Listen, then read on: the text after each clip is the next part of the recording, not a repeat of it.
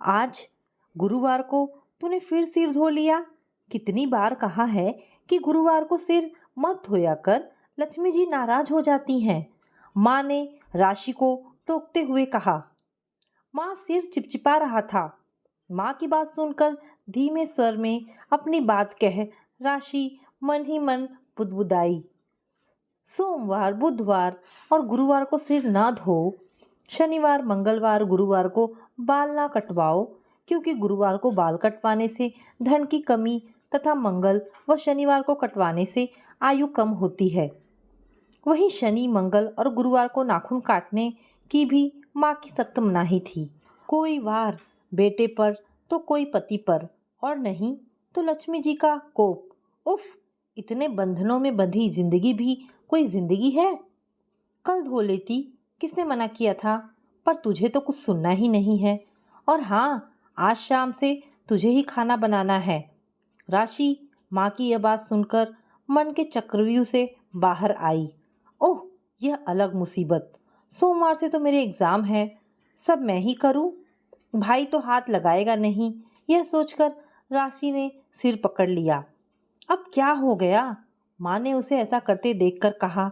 माँ, सोमवार से तो मेरे एग्ज़ाम है, राशि ने कहा। तो क्या हुआ?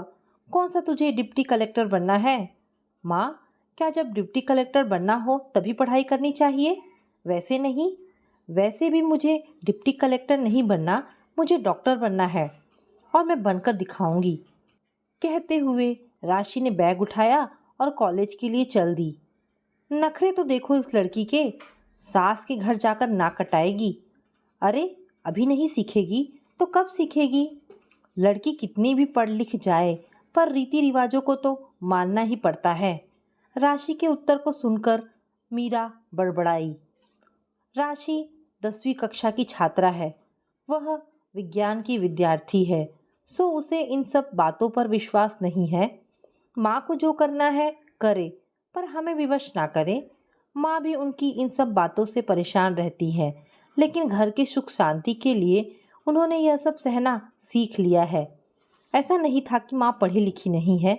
वे सोशल साइंस में एमए तथा बीएड थी, लेकिन शायद उनकी माँ तथा दादी द्वारा बोए बीज जब तब अंकुरित होकर उन्हें ऐसा करने के लिए मजबूर करते थे। राशि ने मन ही मन निर्णय कर लिया था कि चाहे जो हो जाए, वह अपने मन में इन बीजों को पनपने नहीं देगी। राशि के एग्ज़ाम खत्म हुए थे कि एक दिन पापा नई कार बोलेरो लेकर घर आए। अभी वह और भाई वीर गाड़ी देख ही रहे थे कि माँ नींबू और हरी मिर्च हाथ में लेकर आई। उन्होंने नींबू और हरी मिर्च हाथ में लेकर गाड़ी के चारों ओर चक्कर लगाया तथा गाड़ी पर रोली से स्वस्तिक का निशान बनाकर उस पर फूल मालाएं तथा कलावा चढ़ाकर मिठाई का एक पीस रखा। उसके बाद माँ ने नारियल हाथ में उठाया। अरे, नारियल गाड़ी पर मत फोड़ना, अचानक पापा चिल्लाए। तुम मुझे बेवकूफ़ समझते हो? गाड़ी पर नारियल फोड़ूंगी तो उस जगह गाड़ी दब नहीं जाएगी? कहते हुए माँ ने गाड़ी के सामने पहले से धोकर रखी ईंट पर नारियल फोड़कर जय दुर्गे माँ का उद्घोष करते हुए, यह गाड़ी हम सबके लिए शुभ हो कहकर गाड़ी के 7 चक्कर न केवल खुद लगाए, बल्कि हम सबको भी लगाने के लिए भी कहा। तुम लगा ही रही हो, फिर हमारे लगाने की क्या आवश्यकता है? पापा ने थोड़ा विरोध करते हुए कहा। आप तो पूरे नास्तिक हो गए हो। आपने देखा नहीं, टीवी पर लड़ाकू विमान राफेल लाने गए हैं। हमारे रक्षा मंत्री ने फ्रांस में भी तो यही टोटके किए थे। माँ की बात सुनकर पापा चुप हो गए। सच, जब नामी व्यक्ति ऐसा करेंगे तो इन बातों पर विश्वास रखने वालों को कैसे समझाया जा सकता है? समय बीतता गया। माँ की सारी बंदिशों के बावजूद राशि को मेडिकल में दाखिला मिल ही गया। लड़की होने के कारण माँ उसे दूर नहीं भेजना चाहती थी, किंतु इस बार पापा चुप ना रह सके। उन्होंने माँ से कहा, मैंने तुम्हारी किसी बात में दखल नहीं दिया, किंतु आज राशि के कैरियर का प्रश्न है। इस बार मैं तुम्हारी कोई बात नहीं सुनूंगा। मेरी बेटी मेडिकल की प्रतियोगी परीक्षा में सफल हुई है। उसने सिर्फ हमारा ही नहीं, हमारे पूरे खानदान का नाम रोशन किया है। उसे उसकी मंजिल तक पहुंचाने में सहायता करना हमारा दायित्व है। माँ की अनिच्छा के बावजूद पापा राशि को लखनऊ मेडिकल कॉलेज में पढ़ने के लिए लेकर गए। पापा जब उसे हॉस्टल में छोड़कर वापस आने लगे तब वह खुद को रोक ना पाई, फूट फूट कर रोने लगी थी। बेटा रो मत, तुझे अपना सपना पूरा करना है ना, बस अपना ख्याल रखना। तुझे तो पता है तेरी माँ तुझे लेकर कितनी आशंकित है। पापा ने उसे समझाते हुए उसके सिर पर हाथ फेरा तथा बिना उसकी ओर देखे चले गए। शायद वे अपनी आंखों में आए आंसुओं को उससे छिपाना चाहते थे। पापा के जाने के बाद राशि निःशब्द बैठी थी। बार बार उसके मन में आ रहा था कि वह दुखी क्यों है। आखिर उसकी ही इच्छा तो उसके पापा ने उसकी माँ के विरुद्ध जाकर पूरी की है। अब उसे पापा के विश्वास पर खरा उतरना होगा। राशि ने स्वयं से ही प्रश्न किया तथा स्वयं ही उत्तर भी दिया। मैं, अदिति और तुम। अदिति ने कमरे में प्रवेश करते ही कहा, मैं राशि। बहुत प्यारा नाम है। उदास क्यों हो? क्या घर की याद आ रही है? राशि ने निशब्द उसकी ओर देखा। मैं तुम्हारा दर्द समझ सकती हूँ। जब भी कोई पहली बार घर छोड़ता है तब उसकी मनोदशा तुम्हारी तरह ही होती है, पर धीरे धीरे सब ठीक हो जाएगा। सारी बातों को दिल से निकाल कर बस यह सोचो, हम अपना कैरियर बनाने के लिए यहाँ आए हैं। तुम सच कह रही हो, राशि ने चेहरे पर मुस्कान लाते हुए कहा। अच्छा अब मैं चलती हूँ, थोड़ा फ्रेश हो लूँ। अपने कमरे में जा रही थी कि तुम्हारा कमरा खुला देखकर तुम्हारी ओर नजर गई। सोचा मिल तो लूँ अपनी नई नई आई सहेली से। मेरा कमरा बगल वाला है। रात 8 बजे खाने का समय है, तैयार रहना। अपना यह बिखरा सामान आज ही समेट लेना, कल से कॉलेज जाना है, अदिति ने कहा। अदिति के जाते ही राशि अपना सामान अलमारी में लगाने लगी। तभी मोबाइल की घंटी बज उठी। फोन माँ का था। बेटा तू ठीक है ना? सच अकेले अच्छा नहीं लग रहा है, बहुत याद आ रही है तेरी।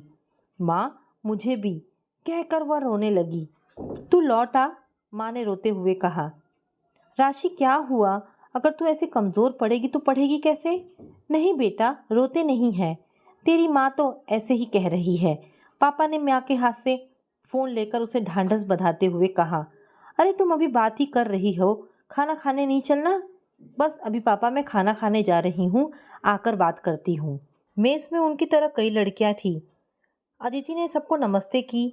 उसने भी अदिति का अनुसरण किया। सभी ने उनका बेहद अपनेपन से स्वागत करते हुए एक दूसरे का परिचय प्राप्त किया।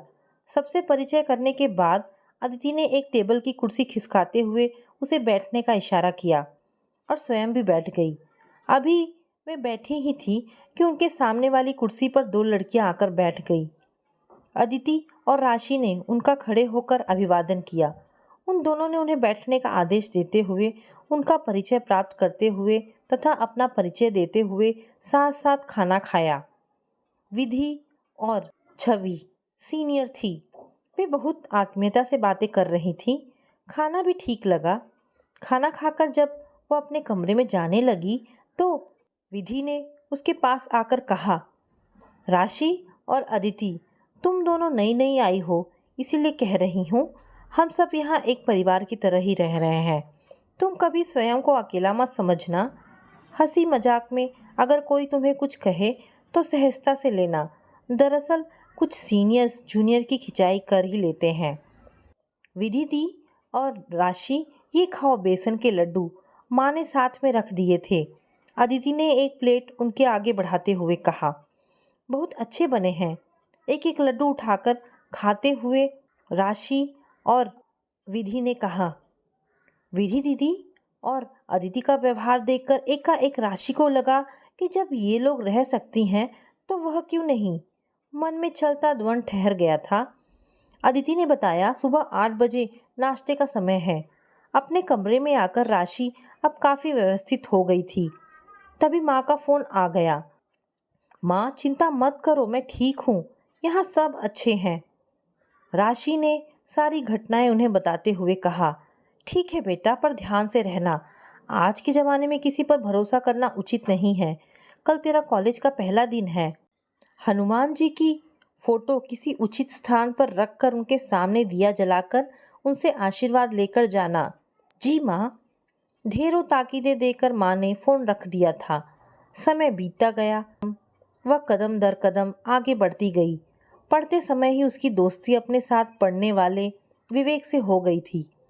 एमबीबीएस खत्म होने तक वह दोस्ती प्यार में बदल गई, लेकिन अभी उनकी मंजिल विवाह नहीं थी। राशि को गायनोलॉजिस्ट बनना था, जबकि विवेक को जनरल सर्जरी में एमएस करना था। उसके एमबीबीएस करते ही माँ उस पर विवाह के लिए दबाव बनाने लगी, किंतु उसने अपनी इच्छा बताते हुए विवाह के लिए मना कर दिया। रेजिडेंसी करते हुए उन्होंने पीजी की तैयारी प्रारंभ कर दी। कहते हैं जब लक्ष्य सामने हो, परिश्रम भरपूर हो तो मंजिल ना मिले ऐसा हो ही नहीं सकता। पीजी की डिग्री मिलते ही उन्हें मुंबई के प्रसिद्ध अपोलो अस्पताल में जॉब मिल गया। उसके जॉब मिलते ही माँ ने विवाह की बात छेड़ी तो राशि ने विवेक से विवाह की इच्छा जाहिर की। पहले तो माँ बिगड़ी, बाद में मान गई, लेकिन फिर भी उनके मन में संदेह था कि वह पंजाबी परिवार में एडजस्ट कर पाएगी कि नहीं। उन्होंने उन दोनों को मिलने के लिए बुलाया। विवेक आखिर उसके माँ पापा को पसंद आ ही गया। राशि मंगली थी, सो माँ ने पंडित जी को बुलवाकर उनकी कुंडली मिलवाई तो पता चला कि विवेक मंगली नहीं है। पंडित जी की बात सुनकर माँ चिंताग्रस्त हो गई थी। पंडित जी, राशि के मंगल को शांत करने का कोई उपाय है? राशि का उच्च मंगल लड़के का अनिष्ट कर सकता है। विवाह से पूर्व राशि का पीपल के पेड़ से विवाह करा दे तो मंगल दोष दूर हो जाएगा, या फिर वह 30 वर्ष की उम्र के बाद विवाह करे। पंडित जी ने माँ की चिंता का निवारण करते हुए कहा। माँ ने राशि को पंडित जी की बात बताई तो वह भड़क गई तथा उसने पीपल के वृक्ष से विवाह के लिए मना कर दिया। बेटी, शायद तुझे पता ना हो, विश्व सुंदरी तथा मशहूर हीरोइन ऐश्वर्या राय बच्चन ने भी अपने मांगलिक दोष को दूर करने के लिए पीपल के वृक्ष से विवाह किया था। माँ ने राशि को समझाने की कोशिश करते हुए कहा। माँ, क्या ऐश्वर्या जी ने ठीक किया था? माना उसने ठीक किया था तो यह कोई आवश्यक नहीं कि मैं भी वही करूं जो ऐश्वर्या जी ने किया। मेरी अपनी सोच है, समझ है, स्वयं पर दृढ़ विश्वास है।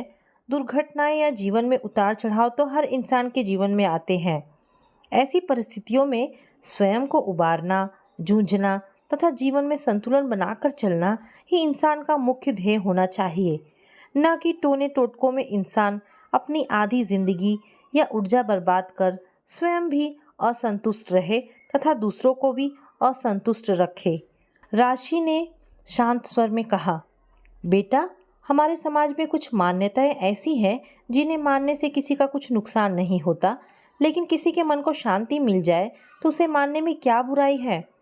मैंने तेरी जिद के कारण अपने मन को मारकर तेरी खुशी के लिए तेरे विजातीय विवाह को स्वीकार कर लिया, जबकि हमारे खानदान में आज तक ऐसा नहीं हुआ। ऐसे में तू क्या अपनी माँ की छोटी सी इच्छा पूरी नहीं कर सकती? मैं तेरे भले के लिए कह रही हूँ। तेरा भारी मंगल तेरे विवेक की जान भी ले सकता है। माँ ने अपना आखिरी हथियार आजमाने की कोशिश करते हुए कहा। माँ, मैं आपसे बहुत प्यार करती हूँ। आपको दिल से धन्यवाद देती हूँ कि आपने मेरी खुशी के लिए हमारे विवाह की स्वीकृति दी, लेकिन जिन मान्यताओं पर मुझे विश्वास नहीं उन्हें मैं कैसे मान लूँ? पीपल के वृक्ष से विवाह करके क्या ताउम्र मैं अपने व्यक्तित्व के अपमान की अग्नि में नहीं जलती रहूँगी? क्या जब जब मुझे अपना यह कृत्य याद आएगा तब तब मुझे ग्लानि या हीन भावना के विषैले डंक नहीं डसेंगे? अगर विवेक मांगलिक होता और मैं मांगलिक नहीं होती, तब क्या विवेक को भी हमारा समाज पीपल के वृक्ष से विवाह करने के लिए कहता? क्या यह स्त्री के स्त्रीत्व या उसकी गरिमा का अपमान नहीं है? स्त्री के साथ कोई अनहोनी हो जाए तो कोई बात नहीं, लेकिन पुरुष के साथ कोई हादसा ना हो इसके लिए ऐसे ढकोसले हमारा समाज जीवन में आई हर विपत्ति के लिए सदा स्त्री को ही क्यों कटघरे में खड़ा करता है? स्त्री होकर भी क्या आपने कभी सोचा है? नहीं माँ, नहीं।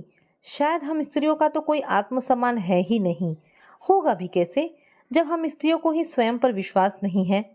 तभी तो हम स्त्रियां अनुमानित विपदा को टालने के लिए व्यर्थ के ढकोसलों, व्रत, उपवास, यह ना करो वह ना करो आदि में न केवल स्वयं लिप्त रहती हैं, बल्कि अपने बच्चों को भी मारने के लिए विवश कर उनके विश्वास को कमजोर करने से नहीं चूकती। मैं आपकी खुशी और आपके मन की शांति के विवाह के लिए 2 वर्ष और इंतजार कर सकती हूँ, पर पीपल के वृक्ष से विवाह कर स्वयं को स्वयं की नज़रों मैं नहीं गिरने दूंगी। मुझे अपने प्यार पर विश्वास है, वो मेरी बात कभी नहीं टालेगा। किंतु तेरे मंगली होने की बात मुझे तेरे सास ससुर को बतानी होगी। कहीं ऐसा ना हो कि बाद में वे हम पर इस बात को छिपाने का दोष लगा दे। जैसा आप उचित समझे, कहकर राशि उठकर चली गई। तुम्हारी जिद्दी बेटी को समझाना बहुत मुश्किल है। पंडित जी सही कह रहे हैं, इसका मंगल उच्च है, तभी इसमें इतनी निडरता और आत्मविश्वास है। अगर लड़के वालों को कोई आपत्ति नहीं है तो कर देते हैं विवाह।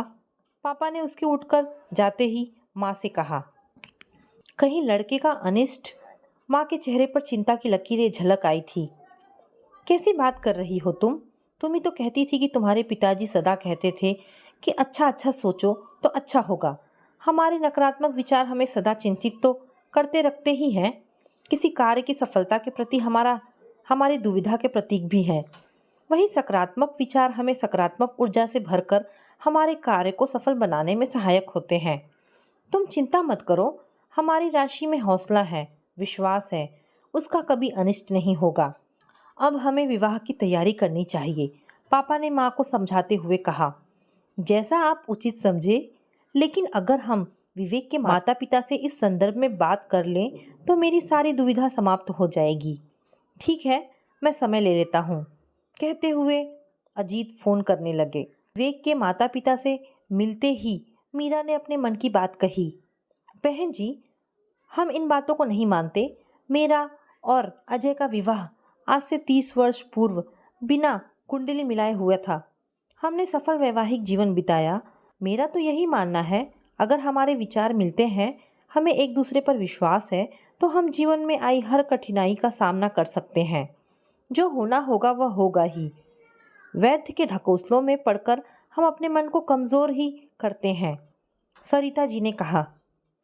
सरिता जी की बात सुनकर मीरा के मन मस्तिष्क में राशि के शब्द भी गूंजने लगे। मम्मा, हम स्त्रियां स्वयं को इतना हीन क्यों बना लेती हैं? जीवन में आई हर विपदा को अपने क्रूर ग्रहों का कारण मानकर सदा कल्पते रहना उचित तो नहीं। एकाएक उसके मन में व्याप्त नकारात्मकता की जगह सकारात्मकता ने ले ली। उसकी सकारात्मक सोच ने उसमें ऊर्जा का ऐसा संचार कर दिया था कि अब उसे भी लगने लगा कि व्यक्ति अपनी निष्ठा, लगन, परिश्रम और आत्मविश्वास से कठिन कार्य में भी सफलता प्राप्त करने के साथ जीवन में आई हर चुनौती का सामना करने में सक्षम रह सकता है। इसके साथ ही उनके मन पर वर्षों से चढ़ी ढोंग और ढकोसलों की जमी बर्फ पिघलने लगी थी।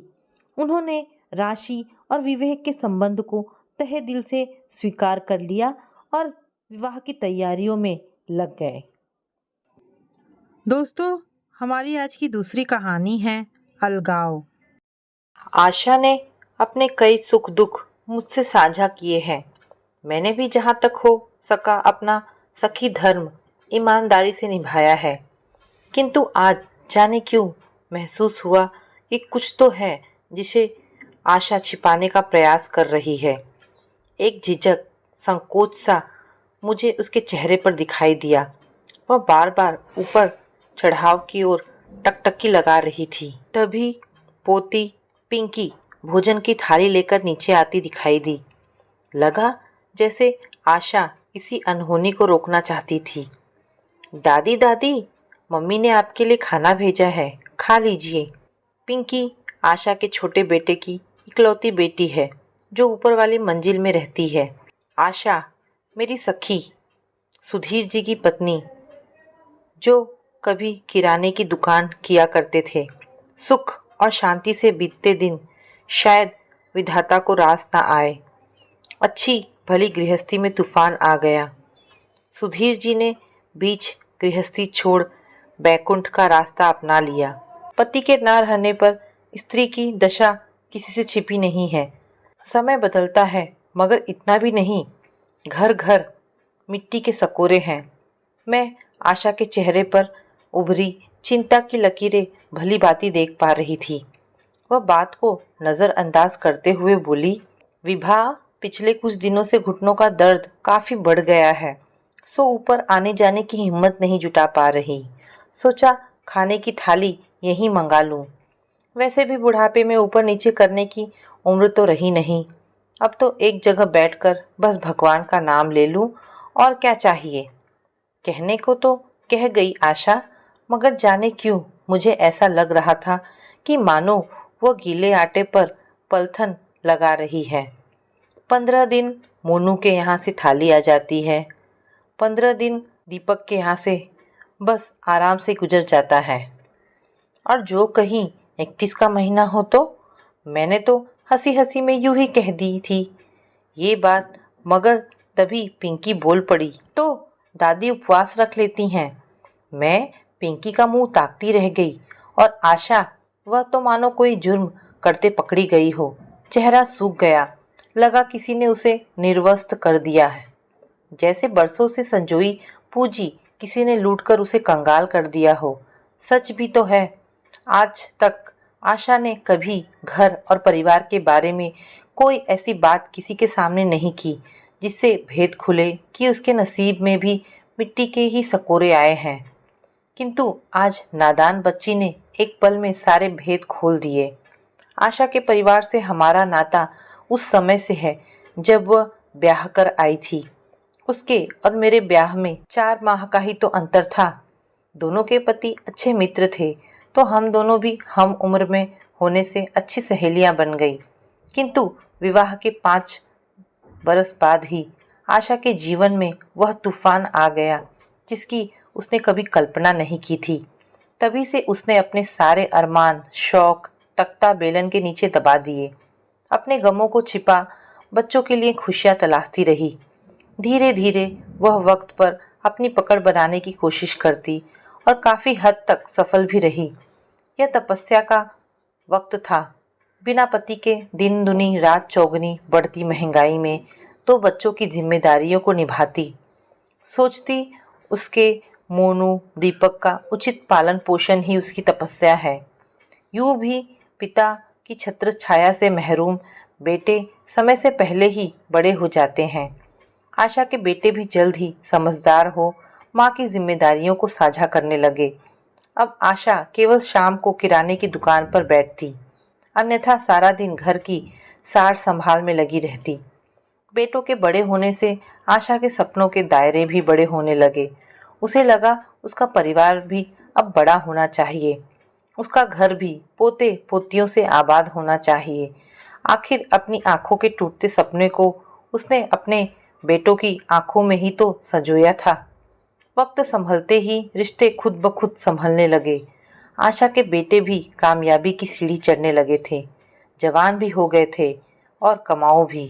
जिनकी नज़रों में कभी उपेक्षा की पात्र रही आशा और उसके बेटे, आज उन्हीं की निगाहें उन पर जमने लगी। इन सबसे बेखबर आशा की निगाह एक ऐसी लड़की तलाश रही थी जो उसके घर की मान मर्यादा को सलामत रखते हुए कुल की जोत को जलाए रख सके। बच्चे अभी तक माँ के दामन से बंधे थे, सो रोज की आमदनी आशा के हाथों में आती। वह दमड़ी दमड़ी जोड़कर आने वाली बहुओं के लिए गहने बनवाती। अपने रंगों का संसार तो उसने उसी दिन त्याग दिया था जब सुधीर जी ने उससे नाता तोड़ा था। अब तो उसकी बस यही मंशा थी कि उसके हिस्से के सारे रंग उसके दोनों बेटों के संसार में सिमट आए। बड़े चाव से आशा ने एक एक कर दोनों बेटों का ब्याह कर दिया। 2 बहुओं के आते ही घर की परिभाषा बदलने लगी। कभी श्री और समृद्धि का प्रतीक आशा का घर अब कभी मौन द्वंद्व का अखाड़ा बन गया, कभी आस पड़ोस के तमाशे का कारण। खाना बनाने को लेकर तो कभी छोटी छोटी बातों को लेकर सदा किचपिच मची ही रहती। अब आशा करे तो क्या करे, किसके लिए कहे, जिसकी गलती बताए उसी से बुरी। छोटे मोटे झगड़े तो मोनू दीपक के बीच होते ही रहे हैं, और वह उन दोनों को डांट भी देती थी अधिकार से। आखिर उसके अपने बेटे थे। प्यार के साथ मार फटकार भी उसका अधिकार था।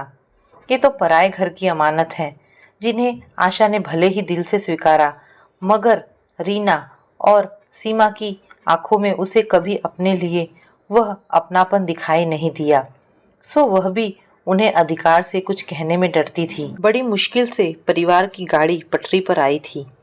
एक बार फिर पथरीली राहों में हिचकोले लेने लगी। सुधीर जी के जाने के बाद भी इतनी अशांति नहीं आई थी घर में जितनी अब आई, क्योंकि उस वक्त सद्बुद्धि ने साथ नहीं छोड़ा था। बेटे माँ की हर आज्ञा का पालन करते थे। अब वही बच्चे पति हो गए हैं, इसीलिए आशा बेटों से भी कुछ कहते भय खाती थी। शायद अब उसे बच्चों की आंखों में अपने लिए वह श्रद्धा भाव नजर नहीं आता था। वह अपनी ओर से बराबर रिश्तों को नमी देती रही, मगर बेटों और बहुओं के व्यवहार से घर की जमी पर आए रुखेपन को रोक न सकी। देखते ही देखते घर द्वंद्व स्थल बन गया। कई विद्रोह के कैक्टस वहां उग आए। अब तन की ही नहीं मन की भी दूरी बढ़ती जा रही थी। रहा सहा दोनों बेटों के ससुराल वालों का हस्तक्षेप बढ़ता जा रहा था। उस कुरुक्षेत्र में अब आशा का मन लगता भी नहीं था, मगर करती भी क्या, जाती भी तो कहाँ जाती, कोई और जहाँ उसने बसाया भी नहीं। उसका मंदिर तीर्थ समाज सभी कुछ तो इन्हीं दो बेटों के आसपास ही थी। सोचती जाने किसकी नज़र लग गई उसके परिवार को। मनोयोग से लगाई उसकी फूलों भरी बगिया में जाने कहाँ से खरपतवार उग आई। आशा ने अपनी ओर से पूरा प्रयास किया इन दूरियों को मिटाने का, मगर पास आने की संभावनाएं सभी समाप्त हो चुकी थी। संभावनाएं भी तभी पनपती है जब उनके लिए दिल से प्रयास भी हो। आशा ने हार कर मान लिया कि अब उसके घर रिश्तों की दीवारों में दीमक लग गई है। वह भीतर ही भीतर खोखली हो चुकी है। कोई वस्तु होती तो वह धूप में सुखाकर दीमक को नष्ट करने हेतु कुछ जतन भी करती, मगर यह तो मन की खाई है, इसे पाटना अब उसके बस में नहीं। मन पर बोझ रख उसने दोनों का चौका चूल्हा अलग कर दिया। रीना और सीमा को मानो मांगी मुराद मिल गई, मगर आशा समझ नहीं पा रही थी कि अब वह क्या करे। तभी दोनों बेटों ने कहा, तू क्यों चिंता करती है माँ, तू तो बस आराम से बैठकर भगवान का नाम ले। दोनों बहुएं हैं ना तेरे खाने पीने का ध्यान रखने के लिए। क्या कहती आशा, खाने की भूख रही ही कहाँ, अब तो बस इसी तन को जीवित रखने के लिए खाना है। तभी झट से सीमा बोल पड़ी, हाँ माँ जी, सच ही तो कह रहे हैं ये, आप क्यों परेशान होती हैं। बस 15 दिन बड़े भैया के यहाँ खाना और 15 दिन हमारे यहाँ। अब आपको ऊपर जाने की तकलीफ भी नहीं करनी होगी, मैं यहीं आपकी थाली भिजवा दिया करूँगी। सुनते ही आशा को अपनी जमीनी हकीकत का एहसास हो गया। सामने खड़े बेटे माँ को बट्टे देख रहे थे और मौन थे। इससे बड़ा दुर्भाग्य एक माँ का और क्या होगा, जिन बच्चों को अपने हिस्से के निवाले खिलाकर पाला, आज वही बच्चे माँ के निवालों के हिस्से कर रहे हैं। परंपराएं समय के साथ बनती और पलती चली जाती है। इस घर में भी अब नई पीढ़ी ने नई परंपराएं चलन में ला दी। 15 दिन आशा मोनू के यहाँ से थाली आने का इंतजार करती। 15 दिन दीपक का पति ने मझदार में छोड़ दिया, बेटे ने बहुओं के भरोसे छोड़ दिया, किंतु आशा ने अपना स्वाभिमान नहीं छोड़ा था। सो फिर कभी बहुओं की रसोई में झांकने नहीं गई। फिर आया 31 दिन का महीना। आज सुबह से दोपहर हो आई, अभी तक न तो रीना ने थाल भिजवाया, न ही सीमा ने। पता नहीं, शायद भूल गई हो। आशा ने पोते पोतियों को आवाज़ लगाई, क्या हुआ दादी। मोनू का बेटा रिंकू और दीपक की बेटी पिंकी झट से आ पहुँचे। आशा ने पूछा, बच्चों खाना खा लिया। हाँ दादी, कभी का। और आपने? आज तो सीमा चाची ने खीर बनाई है, रिंकू बता रहा था। बड़ी अच्छी खीर होगी ना दादी। तभी पिंकी बोली, अरे नहीं, आज तो रीना ताई की बारी थी दादी को खाना देने की। आशा दोनों बच्चों के मुंह ताकती रह गई। स्वयं को बेआबरू महसूस कर रही थी। बच्चों से निगाहें मिलाते उसकी हिम्मत नहीं हो रही थी, मानो गुनाह उसी ने किया है। वह झट से बोली, बच्चों आज मुझे खाना नहीं खाना है। क्यों दादी? आज मेरा उपवास है। अबोध बच्चे शब्दों की गहराई भला क्या जानते, सो हंसते खेलते आगे बढ़ गए। आशा को लगा एक बार फिर वह बेवा हो गई, बल्कि उस वक्त इतनी जिल्लत का सामना तो नहीं किया था जितना आज दो दो बेटों की माँ होकर भी आज उसकी 2 वक्त की रोटी का हिसाब किया जा रहा है। बहुओं को क्या दोष दूं, वे तो पराई हैं। बेटे तो अपने हैं जो कभी माँ के बगैर खाना नहीं खाते थे। क्या आज उन्हें इतनी भी चिंता नहीं कि जान सके कि माँ ने खाना खाया या नहीं। धीरे धीरे आशा को हर 31वें दिन उपवास रखने की आदत सी हो गई थी। आज उसी आशा का 12वां है। घर में व्यंजनों की महक आ रही थी। दोनों भाई दौड़ दौड़कर पंडितों की फरमाइश पूरी कर रहे हैं, जग के बनाए संस्कार निभा रहे हैं। उस पर महान आश्चर्य कि दोनों बहुएं आज हर बात पर एक मत हो सारे लड़ाई झगड़े बिसराकर काम में लगी हैं। आशा के नाम से ब्राह्मणी जिमाई जा रही है। उनकी इसी एकता को देखने के लिए आशा की आंखें तरस गई। सच, यह मुर्दों का देश है, जहाँ जीते इंसान को मरने के लिए विवश किया जाता है और मरने के बाद उसके नाम से सारे ढोंग दिखावे किए जाते हैं। जीते को डरे, मरे को बरे, यह कहावत शायद किसी ने जीवन के गहरे अनुभवों से कही है। पंडितों के आदेश पर दोनों बहुओं ने गौ ग्रास और कौवे के ग्रास पत्तल पर लगाए। मैं चूंकि आशा की सबसे करीबी सखी मानी जाती थी, सो बहुए और बेटे जो कभी संभव है मुझे आंखों की किरकिरी मानते रहे हो, आज मासी जी कुछ कमी रह गई हो तो बताइए। हमने अपनी ओर से पूरी कोशिश की है कि मम्मी जी को जो चीज़ें अच्छी लगती है वह सब बनवाई है। वहीं मोनू और दीपक भी, मासी जी कोई कमी हो तो बता देना।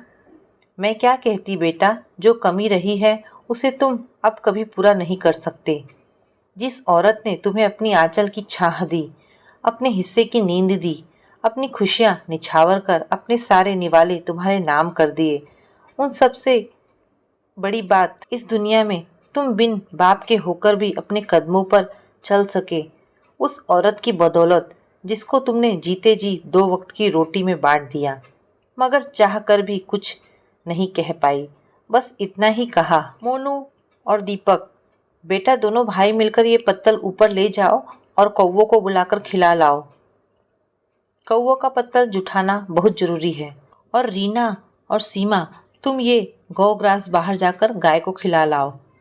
मान्यता है कि इससे मृत व्यक्ति को तृप्ति मिल जाती है, वह परलोक में भोजन पाता है। रीना और सीमा पूरी गली में घूम आई। मासी जी, गली में दूर दूर तक कहीं गाय नजर नहीं आ रही। वहीं दोनों बेटे भी ऊपर से उतर आए।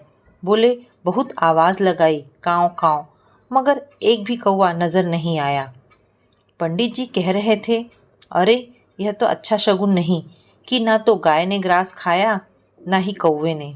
इसका मतलब है मृत व्यक्ति ने भोजन नहीं स्वीकारा।